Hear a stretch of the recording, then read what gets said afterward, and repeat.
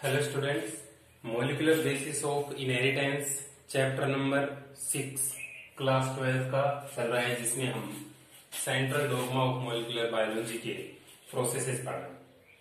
First हमने पढ़ा था डीएनए रेप्लिकेशन, सेकंड ट्रांसक्रिप्शन, उसके बाद आरएनए प्रोसेसिंग जो कि यूकैरियोट्स में होता है। आरएनए प्रोसेसिंग के बाद आरएनए के टाइप, जो 3 टाइप के आरएनए थे, आरआरएनए, एमआरएनए और टीआरएनए। आरआरएनए राइबोसोमल आरएनए है जो कि राइबोसोम के फॉर्मेशन में हेल्प करता है। टीआरएनए ट्रांसफर आरएनए है जो कि ट्रांसलेशन के दौरान एमिनो एसिड्स को ट्रांसफर करता है पॉलीपेप्टाइड चेन बनाने के लिए। और एमआरएनए एक टेम्पलेट की तरह काम करता है ट्रांसलेशन प्रोसेस में, मतलब एमआरएनए का ही ट्रांसलेशन होता है प्रोटीन बनाने के लिए। ठीक है, तो डीएनए से आरएनए बनना और आरएनए से प्रोटीन बनना, इसको बोलते हैं जीन एक्सप्रेशन या फिर फ्लो ऑफ जेनेटिक इंफॉर्मेशन।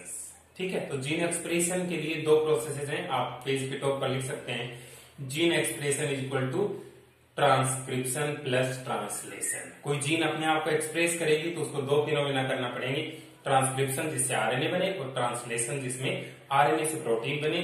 तो प्रोटीन सिंथेसिस का प्रोसेस जो कि सेल के साइटोप्लाज्म में होता है प्रोकैरियोटिक और यूकैरियोटिक सेल्स में, वो यहाँ पर हम पढ़ेंगे। ठीक है, तो सबसे पहले definition translation. Translation is the process of formation of protein और पॉलीपेप्टाइड फ्रॉम एमआरएनए। ठीक है, translation occurs in cell cytoplasm. Translation forms proteins by polymerization of amino acid. जैसे डीएनए और आरएनए पॉलीमर होते हैं न्यूक्लियोटाइड के, उसी तरह प्रोटीन होती है पॉलीमर एमिनो एसिड की। जिस तरह से डीएनए में 2 न्यूक्लियोटाइड एक दूसरे से फॉस्फोडाइएस्टर बॉन्ड से जुड़ते हैं, उसी तरह से प्रोटीन में 2 एमिनो एसिड्स पेप्टाइड बॉन्ड से जुड़ते हैं। डीएनए और आरएनए भी पॉलीमर है, प्रोटीन भी एक पॉलीमर है। ठीक है, प्रोटीन का मोनोमर यूनिट है एमिनो एसिड। तो हम ट्रांसलेशन प्रोसेस पढ़ेंगे इसमें। तो ट्रांसलेशन को भी जिस तरह डीएनए रेप्लिकेशन और ट्रांसक्रिप्शन को हमने 3 स्टेप्स में पढ़ा है, उसी तरह ट्रांसलेशन को भी पढ़ेंगे 3 स्टेप्स में, initiation, elongation and termination. Termination मतलब ट्रांसलेशन जहां पर कंप्लीट हो जाएगा। ये ध्यान रखें कि इतना बड़ा एमआरएनए है तो कोई जरूरी नहीं है कि पूरे एमआरएनए का ही ट्रांसलेशन हो। जहां पर भी स्टॉप कोडोन आ जाएगा, 64 में से 3 स्टॉप कोडोन थे, यूएए, यूजीए, यूएजी। ये कोडोन जहां भी एमआरएनए के एंड पर आए, शुरू में आए या फिर लास्ट में आए, जहां पर भी आएंगे वहीं पर ट्रांसलेशन खत्म हो जाएगा। कैसे, देखिए आप, इनिशिएशन मतलब इसमें रिक्वायरमेंट हमें क्या क्या होंगी ट्रांसलेशन के लिए। टेम्पलेट आरएनए जिसको हम मैसेंजर आरएनए बोलते हैं, एक तो एमआरएनए चाहिए। ठीक है, उसके बाद राइबोसोम चाहिए। राइबोसोम की 2 सब यूनिट होती हैं। प्रोकैरियोटिक में 70S राइबोसोम होता है, यूकैरियोटिक में 80S होता है। तो यहाँ पर राइबोसोम की एक स्मॉल सब यूनिट दिखा रखी है और एक लार्ज। तो राइबोसोम की सब यूनिट यहाँ पर आकर बाइंड करेंगी, मतलब एमआरएनए जो खुद एक टेम्पलेट की तरह काम कर रहा है, उस टेम्पलेट को रीड करने का काम राइबोसोम करेंगे। रीड करेंगे कि उसमें क्या कोडोन है, और जिस तरह का कोडोन होगा उसी तरह की टीआरएनए को इंफॉर्मेशन दी जाएगी कि ये एमिनो एसिड उठा के लाना है पॉलीपेप्टाइड चेन में बनाने के लिए। ठीक है, तो राइबोसोम उसको रीड करेगा, एमआरएनए टेम्पलेट की तरह काम करेगा, टीआरएनए एमिनो एसिड को उठा के लाएगा। और एक एंजाइम है पेप्टिडाइड ट्रांसफरेज, वो 2 एडजेसेंट एमिनो एसिड्स के बीच पेप्टाइड बॉन्ड का फॉर्मेशन करेगा ताकि एमिनो एसिड की एक चेन बन जाए और एक पॉलीपेप्टाइड चेन यानी कि प्रोटीन का फॉर्मेशन हो जाए। ठीक है, तो सबसे पहले क्या होगा समझ लीजिए, नोट्स में आपको सेंड करूंगा, उसमें से बनाने हैं सारे। ये एमआरएनए है। इनिशिएशन प्रोसेस में क्या होगा, सबसे पहले राइबोसोमल सब यूनिट्स असेंबल होंगे यहाँ पर, स्मॉलर और लार्जर, और सबसे पहले कोडोन को रीड करेंगे AUG. Most of the cases में इनिशिएशन कोडोन एयूजी ही होता है, यहां से ट्रांसलेशन स्टार्ट होता है और ये मिथियोनिन एमिनो एसिड को कोड करता है। आपको पता होगा मिथियोनिन एक सल्फर कंटेनिंग एमिनो एसिड है। ठीक है, तो एयूजी के 2 रोल क्या हो गए, एक तो ये इनिशिएशन कोडोन है और दूसरा ये मिथियोनिन एमिनो एसिड को कोड करता है। तो सबसे पहला कोडोन इसने रीड किया, आरएनए ने नहीं, राइबोसोम ने एमआरएनए पर एयूजी के लिए इंफॉर्मेशन गई, ये टीआरएनए मिथियोनिन एमिनो एसिड को बाइंड करके ले आया। आपको पता होगा ये एमिनो एक्सेप्टर साइट है, तो आप डायग्राम में देख सकते हैं टीआरएनए में किसी एमिनो एसिड को एमिनो एक्सेप्टर साइट से बाइंड करवाने का काम एमिनो एसाइल टीआरएनए सिंथेटेज करता है। ठीक है। What is function of amino acyl tRNA synthetase? It binds amino acid with amino acceptor site of tRNA molecule. Bind हो गया, ये कॉम्प्लेक्स यहां पर आएगा और कॉम्प्लीमेंट्री बाइंड कर देगा। AUG अगर यहां है तो इसका जो एंटी कोडोन लूप है उसमें देखो UAC आएगा, बिल्कुल कॉम्प्लीमेंट्री। ठीक है, पहला एमिनो एसिड यहां पर ले आया है ये टीआरएनए, अब ये अगले कोडोन को रीड करेगा। आपको पता है कोडोन 3 के ग्रुप में ही होते हैं। अगला कोडोन है UUU यानी कि ट्रिपल यू, जो कि फिनाइल एलेनिन एमिनो एसिड को कोड करता है। तो इसको रीड करते ही यहां पर टीआरएनए की एमिनो एक्सेप्टर साइट से फिनाइल एलेनिन बाइंड कर जाएगा, फिर फिनाइल एलेनिन से चार्ज टीआरएनए। जब किसी टीआरएनए से एमिनो एसिड जुड़ जाता है तो उसको बोलते हैं चार्ज टीआरएनए। हो गया, देखिए आप। इससे नेक्स्ट कोडोन जो कि इससे बाहर है वो है UCA। जब ये अंदर आएगा तब इंफॉर्मेशन जाएगी टीआरएनए से बाइंड करने के लिए, उससे पहले नहीं। तो यहां पर दो है अंदर, दो ही चार्ज आरएनए मॉलिक्यूल्स आ चुके हैं, A और दोनों यहां पर कॉम्प्लीमेंट्री बाइंडिंग भी कर रहे हैं। यहां पर मिथ्योनिन और फिनाइल एलेनिन के बीच बॉन्ड बन जाएगा, पेप्टाइड बॉन्ड, जो हमने बायोमोलिक्यूल चैप्टर में 11 में पढ़ा था कैसे बनता है। इस पेप्टाइड बॉन्ड के फॉर्मेशन में हेल्प करेगा एंजाइम पेप्टिडाइल ट्रांसफरेज। ठीक है, दो एंजाइम बता चुका हूं।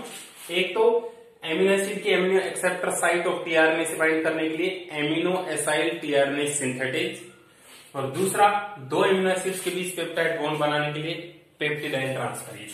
अब यहाँ पर दो एमिनो एसिड एक दूसरे से पेप्टाइड बॉन्ड से जुड़ चुके हैं, मतलब ये एक डाइपेप्टाइड बन चुका है। ठीक है, उसके बाद अब ये इधर मूव करेगा तो AUG तो अब हो गया बाहर। और अगला जो कोडोन है वो था UCA। ये कोड करता है सेरीन एमिनो एसिड को, उससे बाइंड करेगा, वो टीआरएनए यहां पर आएगा।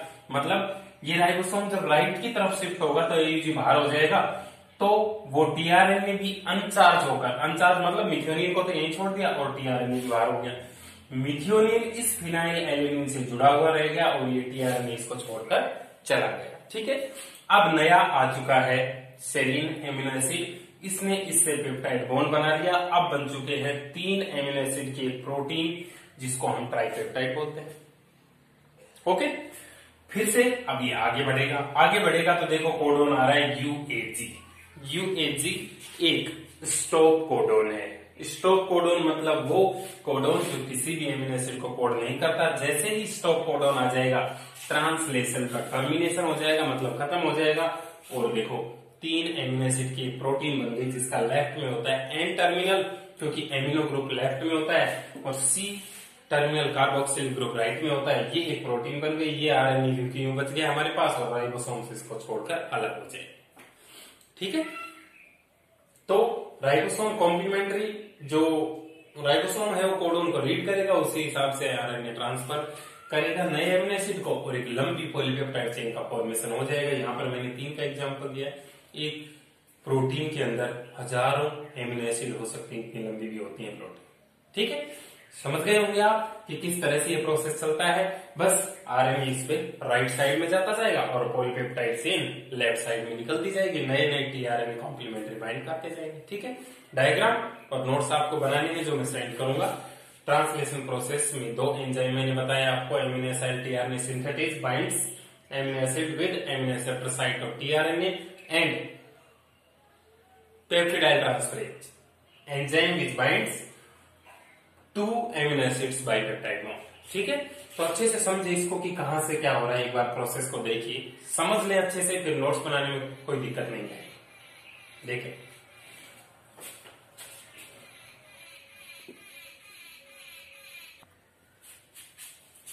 नेक्स्ट टॉपिक है रेगुलेशन ऑफ जीन एक्सप्रेशन। इससे पहले आप समझे कि मैंने बताया था मोनोसिस्टोनिक और पॉलीसिस्टोनिक डीएनए।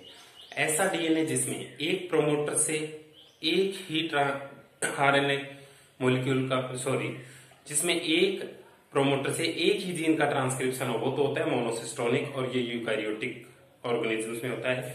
और जब एक प्रोमोटर से मल्टीपल जीन्स का ट्रांसक्रिप्शन हो जाए तो इसको बोलते हैं पॉलीसिस्टोनिक डीएनए, जो कि प्रोकैरियोट्स में होता है। तो यहाँ पर रेगुलेशन ऑफ जीन एक्सप्रेशन का मतलब यह है कि जब जीन एक्सप्रेशन यानी कि ट्रांसक्रिप्शन और ट्रांसलेशन होता है तो उनको रेगुलेट कैसे किया जाता है ऑर्गेनिजम्स में, कहां पर रोका या चलाया जा सकता है, किस तरह से रेगुलेट होता है, उसके लिए प्रोकैरियोटिक ऑर्गेनिजम्स में एक मॉडल दिया गया जिसको बोलते हैं lac operon model. Jacob and Monod, 2 scientist ने दिया था। ठीक है, लैक का मतलब यहाँ पर लैक्टोज है। लैक्टोज एक शुगर होती है जो मिल्क में होती है, और इकोलाई बैक्टीरिया पर यह एक्सपेरिमेंट हुआ था। इकोलाई बैक्टीरिया को लैक्टोज शुगर बहुत पसंद है, और लैक्टोज शुगर को ब्रेक डाउन करने के लिए, उसका मेटाबॉलिज्म करने के लिए जो जीन्स हैं वो 3 हैं, ZYA। उन 3 जीन से ये एंजाइम बनते हैं। वो एंजाइम उस लैक्टोज का मेटाबॉलिज्म करते हैं, जिससे इकोलाई आराम से ग्रो करता है। ठीक है, तो एक इकोलाई बैक्टीरिया जो पेट्री प्लेट में है, पहले उसको लैक्टोज नहीं दे तो उसको मेटाबॉलिज्म करने वाली जीन्स कैसा बिहेवियर करती हैं, और जब उसको लैक्टोज दे दें तब कैसा बिहेवियर करती हैं। तो जब लैक्टोज नहीं होगी तो वो जीन होगा स्विच ऑफ, मतलब वो एंजाइम ही नहीं बनेंगे जो लैक्टोज को मेटाबॉलाइज कर रहे थे, और लैक्टोज होगी मीडियम में तो वो एंजाइम बनेंगे जो कि लैक्टोज को मेटाबॉलाइज कर रहे हैं। ठीक है, कैसे देखिए, ये एक पॉलीसिस्टोनिक डीएनए है, 5' to 3', 3' to 5' double stranded DNA है। इस पर promoter P for promoter, I for ये P तो प्रोमोटर साइट है जहां पर आरएनए पॉलीमरेज लोड होगा, और I का ट्रांसक्रिप्शन करेगा, ट्रांसक्रिप्शन से एमआरएनए बनेगा, उसका ट्रांसलेशन होगा तो एक प्रोटीन बनेगी जिसको बोलते हैं रिप्रेसर प्रोटीन। जैसे ही ये प्रोटीन बनेगी, ये O, ये दूसरा प्रोमोटर इसका है, ठीक है, ऑपरेटर का, O फॉर ऑपरेटर, इस ऑपरेटर से जाके बाइंड कर जाएगी और ये आरएनए पॉलीमरेज बस यहां तक जाएगा, यहां पर उसको ब्लॉक कर देगी।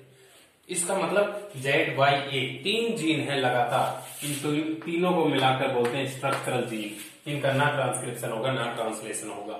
ठीक है, मतलब जब लैक्टोज नहीं होगी तो सिर्फ रिप्रेसर प्रोटीन वहां बाइंड हो जाएगी और ये बंद रहेगा। लैक्टोज मान लीजिए मीडियम में डाल दें तो फिर से वही है, प्रोमोटर से ट्रांसक्रिप्शन होगा, एमआरएनए बनेगा, ट्रांसलेशन से रिप्रेसर प्रोटीन बनेगी, इस रिप्रेसर प्रोटीन से वो लैक्टोज आकर बाइंड हो जाएगी और इसको बना देगी इनएक्टिव रिप्रेसर। अब ये रिप्रेसर उस अगले ऑपरेटर पर बाइंड नहीं होगी और आरएनए पॉलीमरेज आगे बढ़ता जाएगा पूरी स्ट्रक्चरल जीन पर, जिससे एमआरएनए बनेंगे 3 और 3 एंजाइम बनेंगे। Z से बीटा गैलेक्टोसाइडेज, Y से परमिएज और A से ट्रांस एसिटाइलेज, और वो उसका मेटाबॉलिज्म करेंगे। मतलब लैक्टोज नहीं है तो बंद, और है तो चालू। Beta galactosidase break down of lactose, permease increases permeability of membrane for entry of lactose into the cell, transacetylase detoxification of any toxin. ठीक है, ये मेटाबॉलिज्म के लिए है। Switch on lactose present, switch off lactose absent. Lactose आकर करती क्या है वास्तव में, इसको इनएक्टिव करती है ताकि ना ये इस पर बाइंड करे ना उस आरएनए पॉलीमरेज को रोके। समझे? लैक्टोज यहां पर एक इंड्यूसर मॉलिक्यूल की तरह काम करती है। तो ये स्विच ऑन और स्विच ऑफ कंडीशन में नोट्स भेजूंगा, वो आपको बनाने, तो आप समझ जाए कि किस तरह से कहां मूवमेंट रुकती है कहां नहीं। ओके, देखिए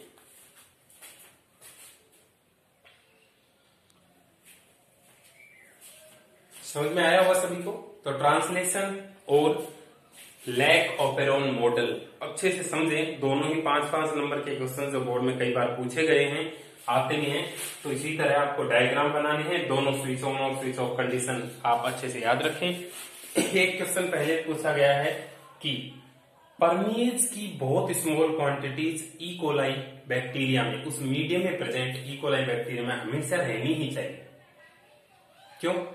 क्योंकि जब एक बड़ी पेट्री प्लेट जहां पर ई कोलाई है उसमें हम लैक्टोज डालेंगे तो सबसे पहले ये ऑन तो तभी होगा ना जब लैक्टोज अंदर जाके और रिप्रेसर प्रोटीन को इनएक्टिवेट करेगी। ठीक है, और इनएक्टिवेट करेगी तब परमिएज बनेगा, और परमिएज जब बनेगा तब परमिएबिलिटी बढ़ेगी जब ज्यादा आएगी। इसका मतलब थोड़ा सा परमिएज तो पहले भी होना चाहिए ताकि पहला मॉलिक्यूल आके इसको तो इनएक्टिवेट करे, और जैसे ही इसको इनएक्टिवेट करेगा तब जाकर वो स्ट्रक्चरल जीन एक्टिवेट होगा और तीनों एंजाइम्स का फॉर्मेशन होगा। तो तीनों एंजाइम्स के फंक्शन, पूरा प्रोसेस आप अच्छे से समझे। एक बार समझने की चीज है, इनके सब के मतलब बता देता हूं। प्रोमोटर I, रिप्रेसर P, फिर से promoter O operator, Z Y A structural gene जो कि 3 एंजाइम्स की रिपोर्ट करेंगी।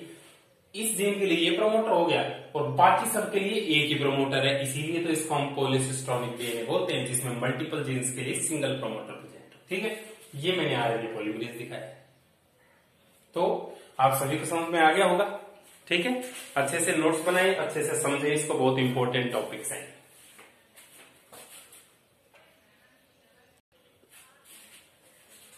आज के में ये 2 इंपॉर्टेंट टॉपिक ही हैं, इनको अच्छे से समझकर नोट्स बनाए। Okay, thank you.